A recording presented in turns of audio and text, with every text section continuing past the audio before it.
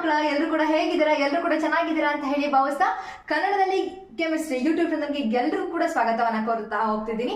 ಮಕ್ಕಳ ನೀವೆಲ್ಲರೂ ಕೂಡ ಕನ್ಫ್ಯೂಷನ್ಸ್ ಅಲ್ಲಿ ಇರ್ತೀರಾ, ಹೌದಲ್ಲ? ಬಹಳಷ್ಟು ಜನ ಈಗಾಗಲೇ PUC ಅಲ್ಲಿ ಇರ್ತೀರಾ, PUC ಸೆಕೆಂಡ್ ಇಯರ್ ಇರ್ತೀರಾ, ಅಥವಾ PUC ಎಕ್ಸಾಮ್ ನ ಆಗ್ಲೇ ಬರ್ದು KCT ಎಕ್ಸಾಮ್ ಅಂದ್ರೆ ನೀಟ್ ಎಕ್ಸಾಮ್ ಕೂಡ ಕ್ರ್ಯಾಕ್ ಮಾಡ್ಲಿಕ್ಕೆ May 5th ರೆಡಿ ಆಗಿ ನಿಂತಿದ್ದೀರಾ, ಹೌದಲ್ವಾ? ಬಟ್ ಬಹಳಷ್ಟು ಜನರಿಗೆ ಗೊತ್ತೂ ಇರೋದಿಲ್ಲ ಲೈಕ್ KCT ಎಕ್ಸಾಮ್ ನ ಬರ್ತಾ ಯಾವ್ಯಾವ್ದಕ್ಕೆಲ್ಲ ಎಂಟ್ರಿ ಇರುತ್ತೆ ಅಂತ ಹೇಳಿ, ಅದೇ ತರ ನೀಟ್ ಎಕ್ಸಾಮ್ ನ ಬರ್ತಾರೆ ಯಾವ್ಯಾವ್ದಕ್ಕೆಲ್ಲ ಎಂಟ್ರಿ ಇರುತ್ತೆ ಅಂತ ಹೇಳಿ ಬಹಳಷ್ಟು ಜನರಿಗೆ ಕನ್ಫ್ಯೂಷನ್ಸ್ ಇರುತ್ತೆ. ಎಲ್ಲರ ಮೈಂಡ್ ಸೆಟ್, ತಂದೆ ತಾಯಿ ನಾವು ಕೇಳಿ ಅಥವಾ ಸ್ಟೂಡೆಂಟ್ಸ್ ನಾವು ಕೇಳಿ ಎಲ್ರಿಗೂ ಕೂಡ ಗೊತ್ತಿರೋದು, ನನ್ನ ಮಗ MBBS ಅಂದ್ರೆ ಡಾಕ್ಟರ್ನ ಓದಬೇಕು ಅಂದ್ರೆ ಅವನು ನೀಟ್ ಎಕ್ಸಾಮ್ ನ ಬರೀಬೇಕು, ಇಲ್ಲ ಅವನು ಇಂಜಿನಿಯರಿಂಗ್ಗೆ ಹೋಗ್ಬೇಕು ಅಂದ್ರೆ KCT ಎಕ್ಸಾಮ್ ನ ಬರೀಬೇಕು ಅಂತ ಹೇಳಿ ಹೇಳ್ತಾರೆ, ಹೌದಲ್ವಾ? ಈ ವಿಚಾರನೇ ಎಲ್ರಿಗೂ ಕೂಡ ತಲೆಯಲ್ಲಿ ಬಂದು ಕೂತಿರ್ತು. ಇದನ್ನ ಬಿಟ್ಟು ಬೇರೆ ಯಾರಿಗೂ ಕೂಡ ಏನು ಗೊತ್ತಿರಲ್ಲ. ಬಟ್ ಇದನ್ನ ಬಿಟ್ರೆ ಇನ್ನೊಂದು ಸ್ವಲ್ಪ ಏನ್ ಗೊತ್ತಿರುತ್ತೆ ಅಂದ್ರೆ, ಓಕೆ ಇತ್ತೀಚೆಗೆ BSc ಅಗ್ರಿಕಲ್ಚರ್ ಕೂಡ ಟ್ರೆಂಡ್ ಅಲ್ಲಿ ಇರೋದ್ರಿಂದ BSc ಅಗ್ರಿಕಲ್ಚರ್ ಬಗ್ಗೆ ಗೊತ್ತಿರುತ್ತೆ, ಅದನ್ನ ಬಿಟ್ರೆ ವೆಟರ್ನರಿ ಬಗ್ಗೆ ಗೊತ್ತಿರುತ್ತೆ. ಬಟ್ ಯಾವ್ಯಾವ ಎಕ್ಸಾಮ್ ಯಾವ್ಯಾವ್ದಕ್ಕೆ ಸೀಮಿತವಾಗಿರುತ್ತೆ ಅಂತ ಹೇಳಿ ನೀಟಾಗಿ ಯಾರು ಕೂಡ ಗೊತ್ತೇ ಇರೋದಿಲ್ಲ. ಯಾರು ಕೂಡ ವಿಡಿಯೋನ ಎಲ್ಲೂ ಕೂಡ ಸ್ಕಿಪ್ ಮಾಡ್ಬಿಡಿ, ಮತ್ತೆ ಜಾಸ್ತಿ ಟೈಮ್ ಕೂಡ ಹೇಳಕ್ ಹೋಗೋದಿಲ್ಲ. ಬೇಗ ವಿಡಿಯೋನ ಮುಗಿಸ್ತಾ ಹೋಗೋಣ. ಜೊತೆಗೆ ಈ ವಿಡಿಯೋ ಕಂಪ್ಲೀಟ್ ಆದ್ಮೇಲೆ ನಿಮಗೆ ಏನಾದ್ರೂ ಇಷ್ಟ ಆಗಿತ್ತು ಅಂತ ಹೇಳಿ ಇಂಡಿವಿಜುವಲ್ ಅಂದ್ರೆ ಯಾವ್ಯಾವ ಸ್ಟ್ರೀಮ್ ಅಲ್ಲಿ ಎಷ್ಟೆಷ್ಟೆಲ್ಲ ಕಾಲೇಜಸ್ ಗಳಿದೆ, ಫೀಸ್ ಸ್ಟ್ರಕ್ಚರ್ ಏನಿದೆ, ಮತ್ತೆ ಮುಂದೆ ನೀವೇನಾದ್ರೂ ಈ ಒಂದು ಸ್ಟ್ರೀಮ್ ಅಲ್ಲಿ ಹೋದ್ರಿ ಅಂದ್ರೆ ಮುಂದೆ ಜಾಬ್ ಆಪರ್ಚುನಿಟೀಸ್ ಗಳು ಏನೆಲ್ಲ ಇದೆ ಅಂತ ಹೇಳಿ ಕೂಡ ವಿಡಿಯೋನ ಮಾಡಿಕೊಡ್ತೀನಿ. ಬಟ್ ಈ ವಿಡಿಯೋನ ಎಲ್ಲೂ ಕೂಡ ಸ್ಕಿಪ್ ಮಾಡಬೇಡಿ. ಯಾಕೆ ಅಂತಂದ್ರೆ ಯಾರೆಲ್ಲ ನೀಟ್ ಎಕ್ಸಾಮ್ ನ ಬರೀಬೇಕು ಅಂತ ಅನ್ಕೊಂಡಿದ್ದೀರಾ, ಜೊತೆ KCET ಎಕ್ಸಾಮ್ ನ ಯಾರೆಲ್ಲ ಬರ್ದಿದ್ದೀರಾ, ದಯವಿಟ್ಟು ಈ ವಿಡಿಯೋನ ಮಿಸ್ ಮಾಡಿದ್ರೆ ಕರ್ನಾಟಕ ಕಾಮನ್ ಎಂಟ್ರೆನ್ಸ್ ಟೆಸ್ಟ್ ಅಂತಾನು ಕೂಡ ಹೇಳಿ ಕರೀತಾರೆ. ಸೊ ನಾವು ಇದ್ರ ಬಗ್ಗೆ ಮಾತಾಡೋದಾದ್ರೆ ಮೋಸ್ಟ್ ಆಫ್ ದ ಕೇಸಸ್ ಎಲ್ಲರೂ ಕೂಡ ಬರೋದು ಯಾವ್ದು ಹೇಳಿ, ಇಂಜಿನಿಯರಿಂಗ್. ಹೌದು, KCET ಮೂಲಕ ನೀವೇನಾದ್ರೂ PCM ಅಂದ್ರೆ ಫಿಸಿಕ್ಸ್ ಕೆಮಿಸ್ಟ್ರಿ ಮ್ಯಾಥ್ಸ್ ಅಲ್ಲಿ 50% ಮಾರ್ಕ್ಸ್ ತೆಗಿತಾನೆ, ಜೊತೆಗೆ ಅಂದ್ರೆ ಬೋರ್ಡ್ ಎಕ್ಸಾಮ್ ಅಲ್ಲಿ, ಜೊತೆಗೆ ನೀವು KCET ಎಕ್ಸಾಮ್ ಏನ ಬರ್ದಿರ್ತೀರಾ ಅದರಲ್ಲಿ 50%. ನೀವು ಏನು ಅಂತಂದ್ರೆ ಯಾವುದೇ ಒಂದು ಕ್ಯಾಟಗರಿಗೆ ನೀವು ಸೀಮಿತವಾಗಿರಿ, ಒಬ್ಬ SC ST ಇಂದ ಹಿಡಿದು ಒಬ್ಬ ಜನರಲ್ ಕ್ಯಾಟಗರಿ ತನಕನೂ ಕೂಡ ಎಲ್ಲರೂ ಕೂಡ ಓದಕ್ಕೆ ಅವಕಾಶ ಮಾಡಿಕೊಟ್ಟಿರುತ್ತೆ ನಮ್ಮ KCET ಮತ್ತೆ ನೀಟ್ ಅಂತ ಹೇಳಿ ಹೇಳ್ಬೋದು. ಸೊ ಹಾಗಾದ್ರೆ ಈ KCET PCM ತಗೊಂಡ್ರೆ ನೀವೇನ್ ಮಾಡ್ಬೋದು ಹೇಳಿ, ಇಂಜಿನಿಯರಿಂಗ್ ನ ಮಾಡ್ಬೋದು, ಅಥವಾ ಬಯೋಟೆಕ್ನಾಲಜಿ ಅಂತ ಹೇಳಿ ಕರಿತೀವಿ, ಅಥವಾ BTech ಅಂತ ಹೇಳಿ ಕರಿತೇವೆ, ಅದನ್ನ ನೀವು ಮಾಡ್ಬೋದಾಗಿರುತ್ತೆ. ಅದನ್ನ ಬಿಟ್ಟು ಇನ್ನೆಲ್ಲ ಯಾವ್ಯಾವ ಕೋರ್ಸಸ್ ಇದೆ ಅಂದ್ರೆ ಬಹಳಷ್ಟು ಕೋರ್ಸಸ್ ಇದೆ, ನೋಡ್ತಾ ಹೋಗಿ. ಸೊ ಇಲ್ಲ PCM ಮೂಲಕ ಇನ್ನೆಲ್ಲ ಯಾವ್ಯಾವ ಕೋರ್ಸಸ್ ಇದೆ ಅಂತ ಹೇಳಿ ಹೇಳ್ತಾ ಬರ್ತೀನಿ ನೋಡಿ. BSc ಆನರ್ ಅಗ್ರಿಕಲ್ಚರ್ ಇರ್ಬೋದು, BSc honour horticulture, BSc honour fisheries, BSc honour forestry, ಇಲ್ಲ ಇದೆಲ್ಲವನ್ನು ಕೂಡ ಬಿಟ್ಟು ಫಾರ್ಮಾ ಡಿ. ಫಾರ್ಮಾ ಡಿಗೂ ಡಿ ಫಾರ್ಮಾಗೂ ಬಹಳಷ್ಟು ಡಿಫ್ರೆನ್ಸ್ ಇದೆ. ಫಾರ್ಮಾ ಡಿ ಅಂತಂದ್ರೆ ಏನು ಅಂದ್ರೆ ಡಾಕ್ಟರ್ ಆಫ್ ಫಾರ್ಮಸಿ ಅಂತ ಹೇಳಿ ಇದು 6 years ಕೋರ್ಸ್ ಆಗಿರುತ್ತೆ. ಈಕ್ವಿವೆಲೆಂಟ್ ಡಾಕ್ಟರ್ ಏನ್ MBBS ನ ಮಾಡ್ತೀರಾ ನೀವು, ಸೇಮ್ ಅದೇ ತರ ಡಾಕ್ಟರ್ ಪೋಸ್ಟ್ ಕೂಡ ಇದೆ ಆಗಿರುತ್ತೆ.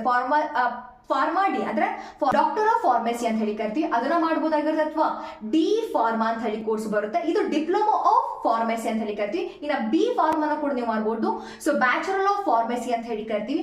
ಇಷ್ಟೆಲ್ಲ ಆಪ್ಷನ್ ಕೂಡ ಇರುತ್ತೆ ನಿಮ್ಗೆ. ನೋಡಿ, ಇಷ್ಟೆಲ್ಲ ಆಪ್ಷನ್ KCET ಮೂಲಕ ನೀವು ಎಂಟ್ರಿ ಆಗ್ಬೋದು. ಇದಲ್ದಲೆ ಇನ್ನೂ ಕೂಡ ಆಯುರ್ವೇದಿಕ್ಗೆ ಬರೋದಾದ್ರೆ ನೀವು ಆಯುರ್ವೇದಿಕ್ ನ ಮಾಡ್ಬೇಕು, ನೀಟ್ ಎಕ್ಸಾಮ್ ನ ಬರೀಬೇಕಾಗುತ್ತೆ. ಬಟ್ ಅದ್ರ ಅಂಡರ್ ಅಲ್ಲಿ ಮುಂಚೆ ಅದ್ರ ನೀಟಲ್ಲಿ ಇಟ್ಟಿದ್ರು, ಬಟ್ ಇದನ್ನ KCET ಗೆ ಇಟ್ಟಿದ್ದಾರೆ. ಯಾವ್ದು ಅಂತ ಅಂದ್ರೆ ಅದು ಲೈಕ್ ನ್ಯಾಚುರೋಪತಿ ಅಂಡ್ ಯೋಗ, ಇದನ್ನು ಕೂಡ ನೀವು ಮಾಡಬಹುದಾಗಿರುತ್ತೆ. ನೋಡಿ, ಇಷ್ಟು ವೈಡ್ ಆಪರ್ಚುನಿಟೀಸ್ ಇದೆ. ಇಷ್ಟೆಲ್ಲವನ್ನು ಕೂಡ ನೀವು ಮಾಡಬಹುದಾಗಿರುತ್ತೆ. ಜೊತೆಗೆ ಇಲ್ಲ ಮ್ಯಾಮ್ ನಮಗೆ BSc ಅಗ್ರಿಕಲ್ಚರ್ ಮಾಡಕ್ಕೆ ಇಷ್ಟ ಇಲ್ಲ, ಬಟ್ ಇಲ್ಲ ನೀವು ಇಂಜಿನಿಯರಿಂಗ್ ಸ್ಟ್ರೀಮ್ ಅಲ್ಲೂ ಕೂಡ ಅಗ್ರಿಕಲ್ಚರ್ ನ ಮಾಡಬೇಕು ಅಂದ್ರೆ as there is a huge opportunity. ಅದನ್ನ ಬಿಟ್ಟು ಇಂಜಿನಿಯರಿಂಗ್ ಅಲ್ಲಿ ಲೈಕ್ ನಿಮ್ಗೆಲ್ಲರಿಗೂ ಗೊತ್ತಿರುತ್ತೆ ಮೆಕ್ಯಾನಿಕಲ್, ಸಿವಿಲ್ ಅಥವಾ ENC ಅಥವಾ IT ಈ ಫೀಲ್ಡ್ ಅಲ್ಲಿ ಎಲ್ಲರೂ ಕೂಡ ಓದಿರ್ತಾರೆ. ಅದನ್ನ ಬಿಟ್ಟು ಅದರಲ್ಲೂ ಕೂಡ ಮೆರೈನ್ ಇಂಜಿನಿಯರಿಂಗ್ ಆಗಿರ್ಬೋದು, ಅಥವಾ ಏರೋನಾಟಿಕ್ ಇಂಜಿನಿಯರಿಂಗ್, ಅಥವಾ ಲೈಕ್ ಮನೆಯೆಲ್ಲ ಡಿಸೈನ್ ಮಾಡ್ತಾರಲ್ಲ ಅವ್ರನ್ನ ಏನಂತ ಹೇಳಿ ಕರಿತೀವಿ, ಇಂಟೀರಿಯರ್ ಡಿಸೈನರ್ಸ್. ಇದ್ರದ್ದು ಕೂಡ ನೀವು ಇಂಜಿನಿಯರಿಂಗ್ ಅಲ್ಲಿ ಮಾಡಬಹುದಾಗಿರುತ್ತೆ. ಇಷ್ಟೆಲ್ಲ ವೈಡ್ ಆಪರ್ಚುನಿಟಿ ಥ್ರೂ KCET.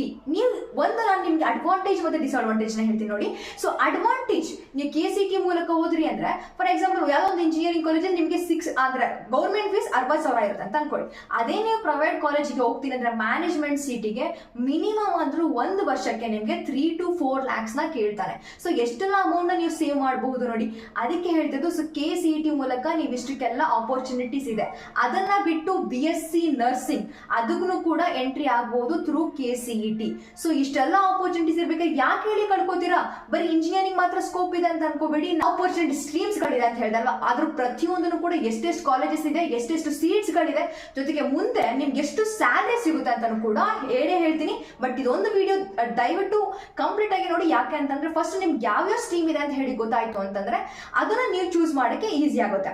ಈ ವಿಡಿಯೋದಲ್ಲಿ ಬರೀ ಅಷ್ಟನ್ನು ಮಾತ್ರ ಹೇಳ್ತೀನಿ. ನೆಕ್ಸ್ಟ್ ಕಮಿಂಗ್ ಡೇಸ್ ಅಲ್ಲಿ ಅಂದ್ರೆ ನಾಳೆ ಅಥವಾ ನಾಡಿದಷ್ಟರಲ್ಲಿ ಮತ್ತೆ ಹೇಳ್ತೀನಿ ಯಾವೆಲ್ಲ ಸ್ಟ್ರೀಮ್ಸ್ ಗಳಿಗೆ ಎಷ್ಟೆಷ್ಟು ಇಂಪಾರ್ಟೆನ್ಸ್ ಇದೆ, ನೀವು ಔಟ್ ಆಫ್ ಕಂಟ್ರಿಲಿ ಮತ್ತೆ ನಮ್ಮ ಕಂಟ್ರಿಯಲ್ಲಿ ವರ್ಕ್ ಮಾಡಿದ್ರೆ ಎಷ್ಟೆಲ್ಲ ಸ್ಯಾಲರಿ ಸಿಗುತ್ತೆ ಅಂತ ಕೂಡ ವಿಡಿಯೋ ಮಾಡಿ ಕೊಡ್ತೀನಿ. ಸೊ ಇಷ್ಟು ಬಂದು KCT ಮೂಲಕ ನೀವು ಮಾಡ್ಬೋದಾಗಿರುತ್ತೆ. ಇನ್ನು ಅದನ್ನ ಬಿಟ್ಟು ನೀವೇನಾದ್ರೂ ನೀಟ್ ಸ್ಟ್ರೀಮ್ಗೆ ಬಂತು ಅಂತಂದ್ರೆ, ಸೊ ನೀಟ್ ಅಂತಂದ್ರೆ ಏನು, so national eligibility come entrance test ಅಂತ ಹೇಳಿ ಕರಿತೀವಿ. ಸೊ ಇಲ್ಲಿ ನೀಟ್ ಎಕ್ಸಾಮ್ ನಡೆಸೋರು ಯಾರು ಅಂತಂದ್ರೆ NT ಅಂದ್ರೆ ನ್ಯಾಷನಲ್ ಟೆಸ್ಟಿಂಗ್ ಏಜೆನ್ಸಿ ಅಂತ ಹೇಳಿ ಕರಿತೀವಿ. ಈ ನೀಟ್ ಎಕ್ಸಾಮ್ ಯಾವ್ಯಾವ್ದಕ್ಕೆಲ್ಲ ಎಂಟ್ರಿ ಅಂತ ನಮಗೆ ಗೊತ್ತಿರೋದು ಜಸ್ಟ್ ಒಂದೇ ಒಂದು ಯಾವುದು MBBS, ಹೌದಲ್ವಾ? ಏನ್ MBBS ಅಂದ್ರೆ bachelor of medical and bachelor of surgery ಅಂತ ಹೇಳಿ ಕರಿತೀವಿ. ಮ್ಯಾಮ್ MBBS ಇಂದ ಸ್ಟಾರ್ಟ್ ಆಗ್ಬೇಕಲ್ಲ ಅಂದ್ರೆ ಸೊ ಮೆಡಿಕಲ್ ಆಫ್ ಬ್ಯಾಚುಲರ್ ಅಂತ ಹೇಳಿ ಹೇಳ್ತಾರೆ. So bachelor of medical and bachelor of surgery ಅಂತ ಹೇಳಿ ಹೇಳ್ತಾರೆ. ಸೊ MBBS ನ ಬಿಟ್ಟು ಇನ್ಯಾವುದಕ್ಕೆಲ್ಲ ಎಂಟ್ರಿ ಇದೆ ಅಂದ್ರೆ BDMS ಅಂತ ಹೇಳಿ ಕರಿತೀವಿ. ಸೊ BDMS ಅಂದ್ರೆ ಏನೂ ಇಲ್ಲ, so bachelor of dental medical surgery ಅಂತ ಹೇಳಿ ಕರಿತೀವಿ. ಅದನ್ನ ಬಿಟ್ಟು ಇನ್ಯಾವುದಕ್ಕೆಲ್ಲ ಎಂಟ್ರಿ ಇದೆ ಅಂತಂದ್ರೆ ಇಲ್ಲೂ ಕೂಡ ವೆಟರ್ನರಿ ಅಂದ್ರೆ BVHS ಅಂತ ಹೇಳಿ ಕರಿತೀವಿ, ಅಂದ್ರೆ bachelor of veterinary medical surgery ಅಂತ ಹೇಳಿ ಕರಿತೀವಿ. ಇದಕ್ಕೂ ಕೂಡ ಎಂಟ್ರಿ ಇರುತ್ತೆ. ಯಾವ ತರ ಎಂಟ್ರಿ ಇರುತ್ತೆ ಅಂದ್ರೆ ನೀಟ್ ಎಕ್ಸಾಮ್ ಬರೆಯಕ್ಕಿಂತ ಮುಂಚೆ ಅಪ್ಲಿಕೇಶನ್ ಫಾರ್ಮ್ ನ ಬಿಟ್ಟಿರ್ತಾರೆ, ರಿಜಿಸ್ಟರ್ಡ್ ಫಾರ್ಮ್, ಹೌದಲ್ಲ? ಅಲ್ಲಿ ನೀವು ಫಿಲ್ ಅಪ್ ಮಾಡ್ಬೇಕಾದ್ರೆ ಆಲ್ ಇಂಡಿಯಾ ಕೋಟೆಗೆ ಅಂತ ನೀವು ಟಿಕ್ ಮಾಡಿದ್ರಿ ಅಂದ್ರೆ ಸೊ ಇಲ್ಲಿ 85% ಯಾರಿಗೆ ಕೊಡ್ತಾನೆ ಅಂದ್ರೆ 85% ಜಸ್ಟ್ ಅಂದ್ರೆ ರೀಜನಲ್ ಅಂದ್ರೆ ಫಾರ್ ಎಕ್ಸಾಂಪಲ್ ಕರ್ನಾಟಕದವ್ರ ಎಕ್ಸಾಮ್ ಬರ್ತಿದ್ದಾರೆ KCT ಮೂಲಕ ವೆಟರ್ನರಿಗೆ ಎಂಟ್ರಿ ಆಗ್ಬೋದು, ಅವರಿಗೆ 85% ಆಗ್ಲೇ ಫಿಲ್ ಅಪ್ ಆಗಿರುತ್ತೆ. ಇನ್ನ 15% ಆಲ್ ಓವರ್ ಇಂಡಿಯಾದಲ್ಲಿ ಇರುವಂತ ಯಾರಾದ್ರೂ ಕಾಂಪೀಟ್ ಮಾಡಬಹುದು, ನಾನು ಕೂಡ ಕಾಂಪೀಟ್ ಮಾಡಬಹುದು. ಅಂದ್ರೆ ಈವನ್ ಕರ್ನಾಟಕದಲ್ಲಿ ಇದ್ದೆ ಇದಕ್ಕೆ ಕಾಂಪೀಟ್ ಮಾಡಬಹುದಾಗುತ್ತೆ. ಇದ್ರ ಬಗ್ಗೆ ಬ್ರೀಫ್ ಆಗಿ ನಾನು ನಿಮ್ಗೆ ವಿಡಿಯೋನ ಮಾಡಿ ಕೊಡ್ತೀನಿ. So don't worry. But BVHS ಅಂದ್ರೆ bachelor of veterinary and medical ಸರ್ಜರಿಗೂ ಕೂಡ ನೀವು ಎಂಟ್ರಿ ಆಗಬಹುದಾಗಿರುತ್ತೆ. ಯಾವ್ದ್ರ ಮೂಲಕ? ನೀಟ್ ಮೂಲಕ. ಅದನ್ನ ಬಿಟ್ಟು ಇನ್ನು ಆಯುಷ್ ಕಡೆಗೆ ನಾವು ಬಂದ್ವಿ ಅಂತ ಅಂದ್ರೆ ಸೊ ಹೋಮಿಯೋಪತಿ ಆಗಿರ್ಬೋದು, ಯುನಾನಿ ಅಂದ್ರೆ BHMS ಅಂತ ಹೇಳಿ ಕರಿತೀವಿ, ಅಂದ್ರೆ bachelor of homeopathy and medical surgery.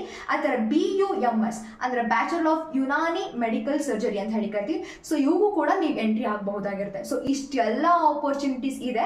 ದಯವಿಟ್ಟು ಮಕ್ಕಳ ನೀವು ಜಸ್ಟ್ ನೀಟ್ ಅಂದ್ರೆ MBBS, ಅದೇ ತರ ಸೊ ಲೈಕ್ KCT ಅಂದ್ರೆ ಇಂಜಿನಿಯರಿಂಗ್, ಇಷ್ಟಕ್ಕೆ ಮಾತ್ರ ತಲೆ ಕೆಡಿಸ್ಕೊಂಡು ಕೂತಿರ್ಬೇಡಿ. ಇಷ್ಟೆಲ್ಲ ವೈಡ್ ಆಪರ್ಚುನಿಟೀಸ್ ಇದೆ, ಯಾವ್ದನ್ನ ಬೇಕಾದ್ರೂ ನೀವು ಚೂಸ್ ಮಾಡಬಹುದು.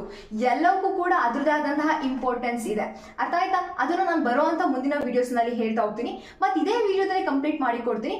ನೀವು BSc ಅಗ್ರಿಕಲ್ಚರ್ ಅಂತ ಹೇಳಿ ಹೇಳ್ತಿರಲ್ವ, ಯಾರೆಲ್ಲ ರೈತಾಪಿ ಕುಟುಂಬದಿಂದ ಬಂದಿರ್ತೀರಾ ಅಂದ್ರೆ ನಿಮ್ಮ ತಂದೆ ಅಥವಾ ತಾಯಿ ಹೆಸರಲ್ಲಿ 1 ಎಕರೆ ಜಮೀನ್ ಇತ್ತು ಅಂದ್ರೂ ಕೂಡ ನೀವು 10 ಕೋಟನ ಅಪ್ಲೈ ಮಾಡಬಹುದಾಗಿರುತ್ತೆ ಥ್ರೂ KCT. ಅಂದ್ರೆ ನೀವು KCT ಎಕ್ಸಾಮ್ ಫಾರ್ಮ್ ನ ಫಿಲ್ ಅಪ್ ಮಾಡ್ತಲ್ವಾ, ಅದೇ ಟೈಮಲ್ಲಿ ಅಗ್ರಿಕಲ್ಚರ್ ಕೋಟದು ಕೂಡ ಬಿಟ್ಟಿರ್ತಾನೆ.